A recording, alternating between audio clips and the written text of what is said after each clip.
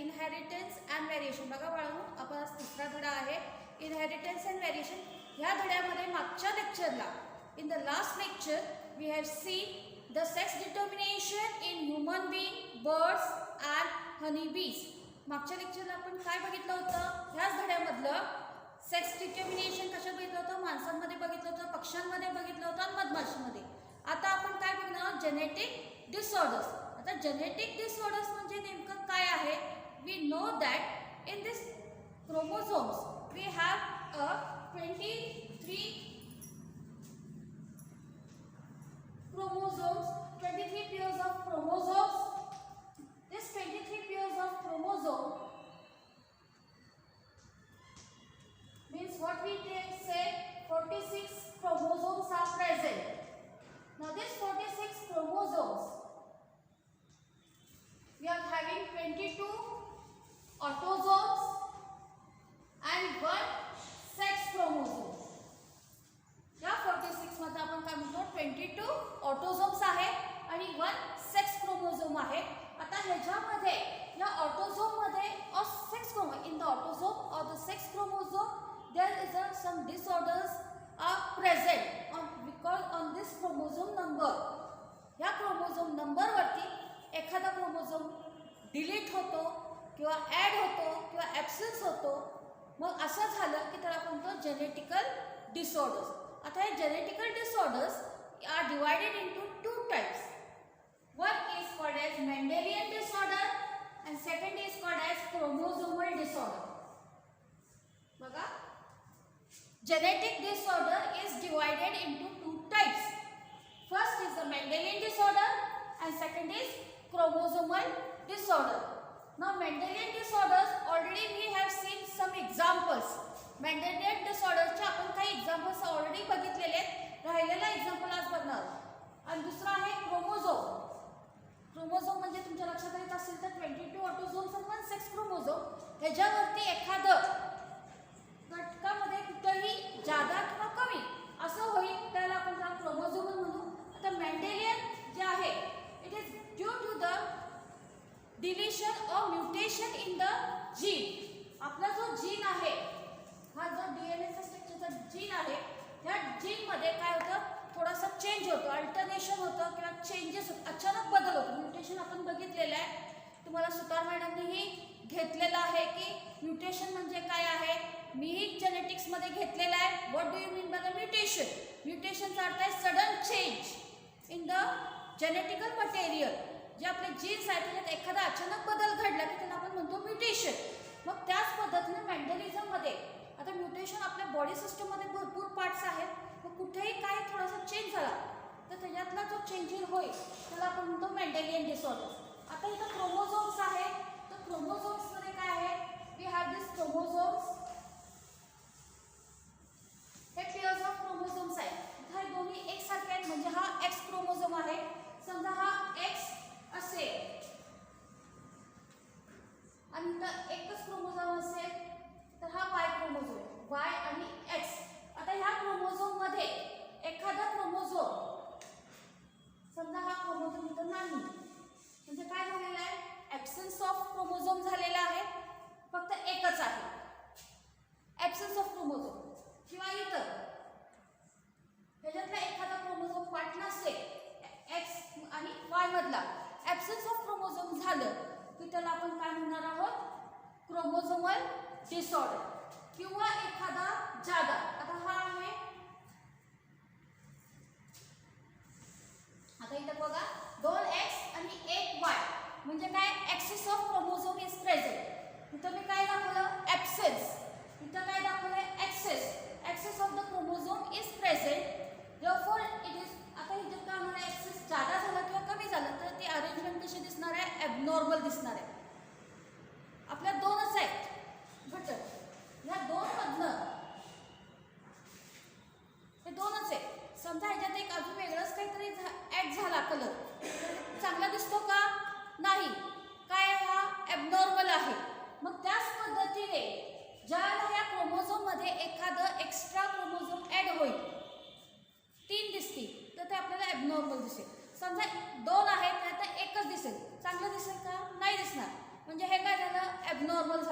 म्हणून इथं लिहिलेलं आहे की कॉज ड्यू टू एक्सेस और एक्सेस वन और मोर क्रोमोझोम, एक किंवा ज्यादा, मग ते काय दिसतं ॲबनॉर्मल अरेंजमेंट दिसते आपल्याला.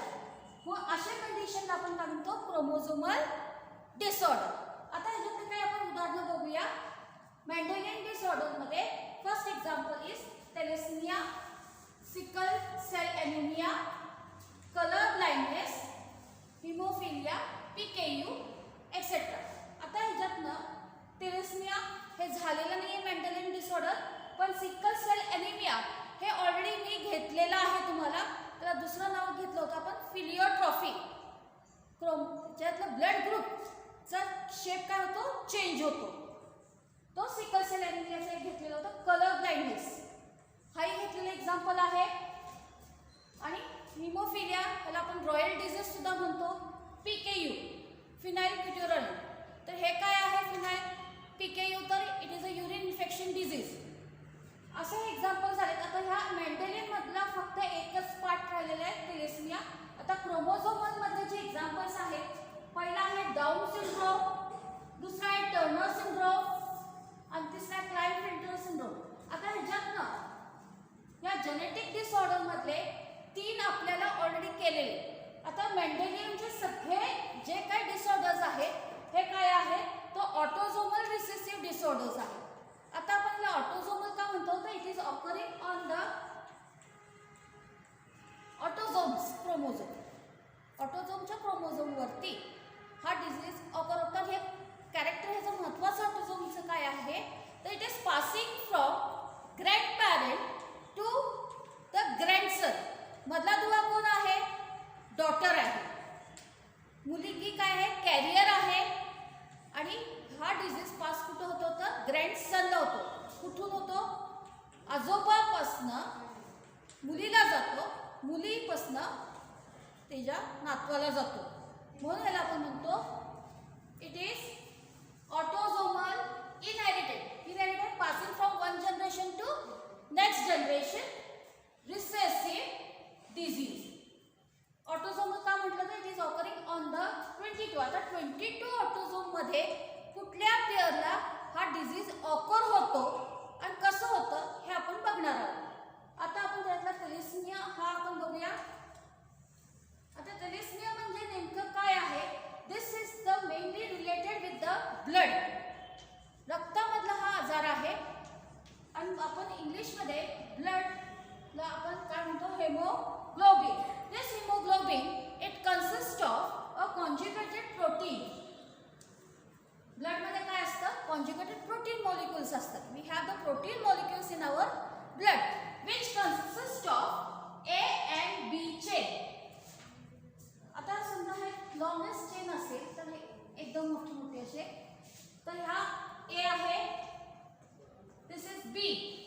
Now this A and B chain it consists of a conjugated protein.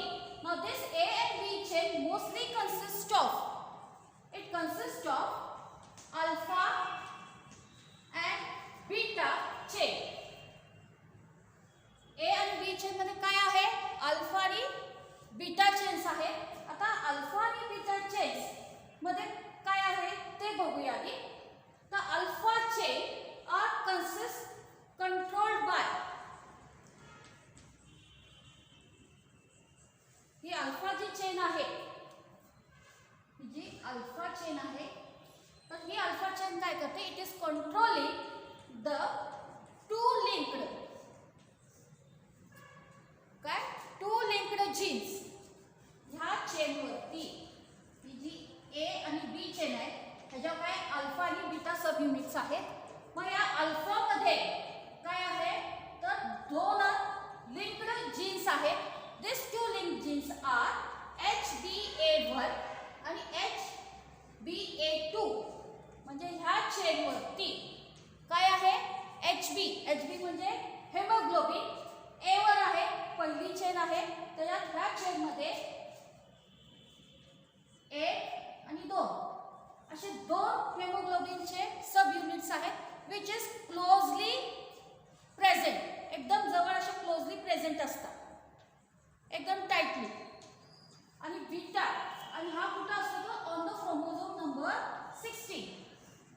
16 नंबरचा जो ऑटोझोम आहे फर्स्ट सेकंड 3 असं 22 पर्यंत मधला जो 16 नंबरचा जो क्रोमोझोम आहे on the presence of chromosome number 16, it consist of linked gene ABA1, HBA1 and HBA2. This is about the A chain. Next is your B chain. Now on this B chain, how the synthesis has been taking place. जसं अल्फाचं synthesis होतं तसं बीटाचंही synthesis झालं पाहिजे A चेनला आणि B चेनला सुद्धा. तर B चेनवरती ज्याला बीटाचं synthesis होतं, this beta chain it consists of only one gene. It consists of one gene which is controlling all the structure. एकच आहे क्लोज कंट्रोल करणारा आणि तो आहे HBB. HBB आलं लक्षात? बघा मी परत सांगतेय. ब्लड मध्ये काय आहे? कन्सिस्ट ऑफ दोन चेन आहेत A आणि B. मी तर चेन काढून बघले, चेन कशी असते आपण बघितलेलं नाहीये, पण या पद्धतीने असावी चेन म्हणून मोठी अशी रेष काढलेली आहे. त्याला एकाला मी A म्हणते, एकाला B. A आणि B चेन. मग ह्या A आणि B चेन मध्ये काय आहे? अल्फा आणि बीटा. मग इथे लिहिलेलं अल्फा आणि बीटा सब युनिट्स रिस्पेक्टिव्हली. आता हे अल्फा आणि बीटा जे आहे हे काय झाले पाहिजे? त्या चेन मध्ये सिंथेसिस झाले पाहिजे. ज्याला अल्फा सिंथेसिस होतो, अल्फा सिंथेसिस झाला की ते कंट्रोल कशाने होतो? कंट्रोल कशाने होतो? दोन लिंक्ड जीननी. Alpha synthesis is controlled by two linked gene, that is HBA1, HBA2 और क्रोमोझोम नंबर 16. 16 नंबरचा क्रोमोझोम. तसंच बीटा सिंथेसिस झाला पाहिजे. बीटा सिंथेसिस कंट्रोल कोण करतं? तर एकच जीन. इथं दोन जीन्स आहेत आणि क्लोज आहे. इथं एकच आहे कंट्रोल करणारा आणि त्याचं नाव आहे HBB और क्रोमोझोम नंबर 11. कुठला क्रोमोझोम आहे? 11 आहे. Chromosome number 11. आता हे दोन सिंथेसिस झाले A आणि B चेन मध्ये अल्फा आणि बीटा. आता काय होतंय? दिस synthesis which the hemoglobin is going to be effect. समजा हे सिंथेसिस झालं नाही. काय सिंथेसिस झालं नाही? अल्फा आणि बीटा. ह्या चेन वरती अल्फा आणि बीटा हा सिंथेसिस झाला नाही तर काहीतरी इफेक्ट होणार. कारण आपल्या नॉर्मल पर्सन मध्ये अल्फा आणि बीटा हे दोन्ही काय झाले पाहिजेत? सिंथेसिस झाले पाहिजेत. पण हे सिंथेसिस झाले नाही तर it is going to effect the haemoglobin. आपल्या रक्ताला तो काय करणार आहे? इफेक्ट करणार आहे. सिंथेसिस झालं नाही तर.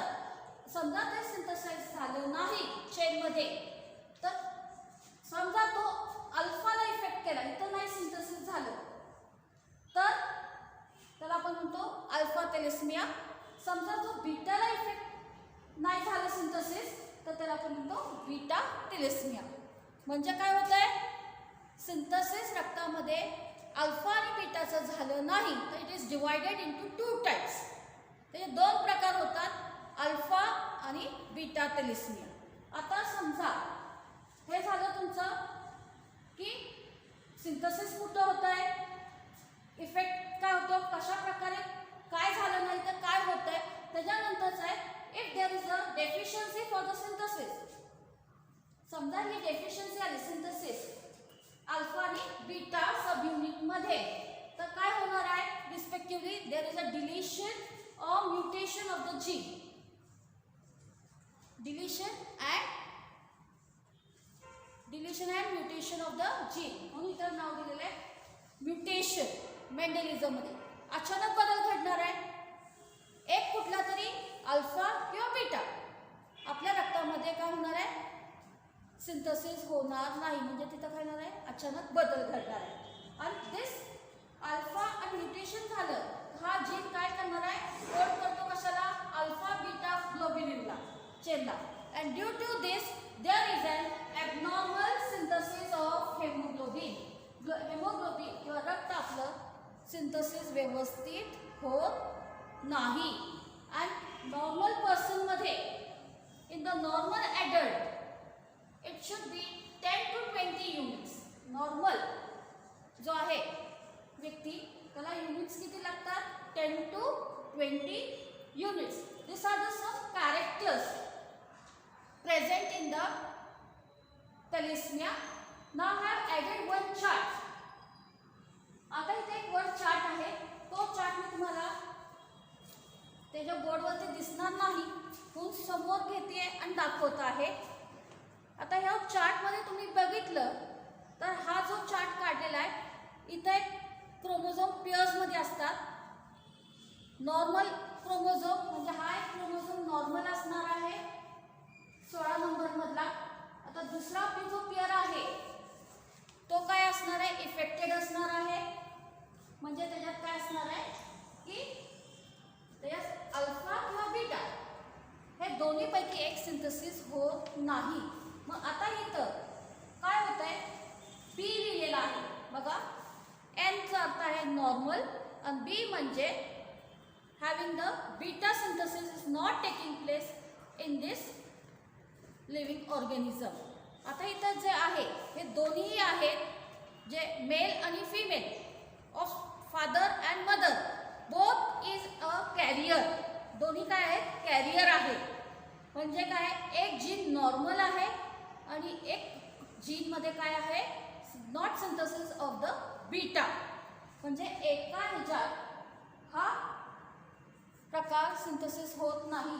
म्हणजे on the chromosome number 11 there is a deficiency for the synthesis of beta chain. मग आता समजा असे दोन मॅरेज झाले कॅरियरचे, तर आपण हे ऑलरेडी बघितलंय कलर ब्लाइंडनेस मध्ये. तर काय होतंय? The first offspring will be the normal.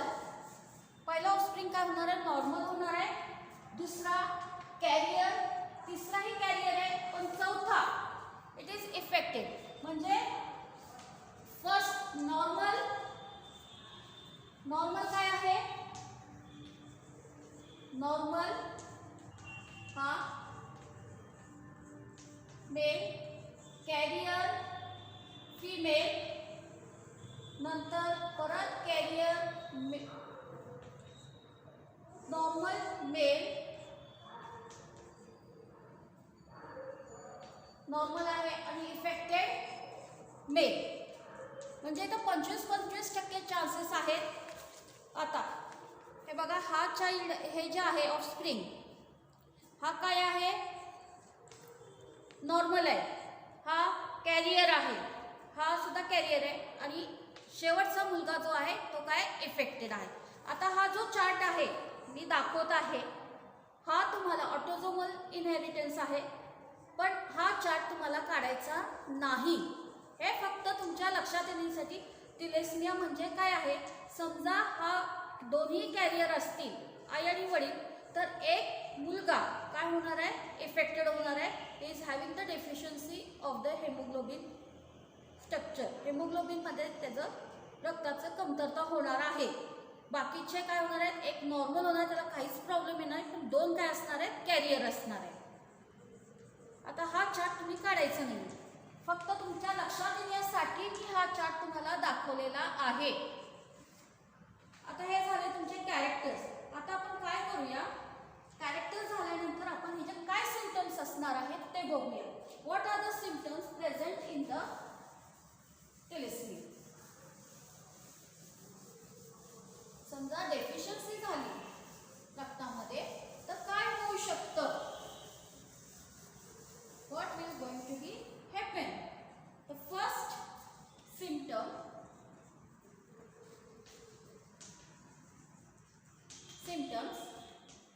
that is it is going to have anemia. रक्त कमी असेल तर काय होणार आहे? अशक्तपणा येणार आहे, एनिमिया होणार आहे. दुसरा पेल येलो स्किन. स्किन कशी होणार आहे? पेल येलो होणार आहे.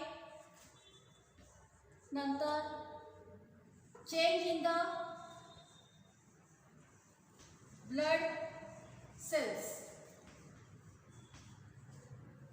रक्तामध्ये चेंज होणार आहे, कारण अल्फा आणि बीटा काय होणार आहे? सिंथेसिस होत नसलं की ब्लडचा जो आकार आहे स्पेरिकल, तो आकार काय करणार आहे, चेंज करणार आहे.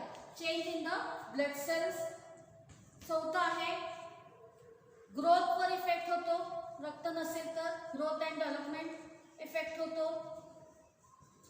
Growth and development. पाचवा जॉन्डिस होतो. सहावा ब्लड ट्रान्सफ्युजन त्यांना सारखं करावं लागतं, मॅसिव्ह ब्लड ट्रान्सफ्युजन करावं लागतं. रक्त सारखं कमतरता झालं की रक्त द्यावं लागतं, ब्लड ट्रान्सफ्युजन करावं लागतं. असे भरपूर सिम्पटम्स आपल्याला त्याच्यात दिसतात. युरिनमध्ये पण फरक पडतो आपल्या. असे म्हणून तुम्ही पुस्तकात भरपूर दिलेले आहेत, नोट्समध्ये सुद्धा मी आता मोजकेच घेतलेले आहेत. महत्त्वाचं रक्ताचं आहे तर पहिला काही नाही लक्षात आलं तर ॲनिमिया द्या, कारण रक्त नसेल तर आपण अशक्त होतो. आपली स्किन कलर मध्ये फरक पडतो, पेल येलो स्किन होते. नंतर आपली ब्लड मधला आकार काय होणार आहे, चेंज होणे नॉर्मल आहे. नंतर ग्रोथ आणि डेव्हलपमेंट ही व्यवस्थित होत नाही आणि रक्त कमी पडलं की काय करतो आपण, रक्त चढवतो. ह्या प्रकारे आज आपण काय बघितलेलं आहे, मेंडेलियन डिसऑर्डर मधला थॅलेसेमिया, त्याचे कॅरेक्टर्स आणि सिम्पटम्स. पुढच्या लेक्चरला आपण क्रोमोझोमल डिसऑर्डर्स बघणार आहोत, कारण सिकल सेल झालेला आहे, तुम्हाला कलर ब्लाइंडनेस झाला आहे, हिमोफिलिया झाला आहे, PKU झालेला आहे. म्हणजे मेंडेलियन डिसऑर्डर सगळे तुम्हाला झालेले आहेत. आता फक्त राहिलेले आहेत क्रोमोझोमल डिसऑर्डर्स. आपण पुढच्या लेक्चरला काय करणार आहोत, क्रोमोझोमल डिसऑर्डर मधला पहिला सिंड्रोम घेणार आहोत, down syndrome. Thank you very much.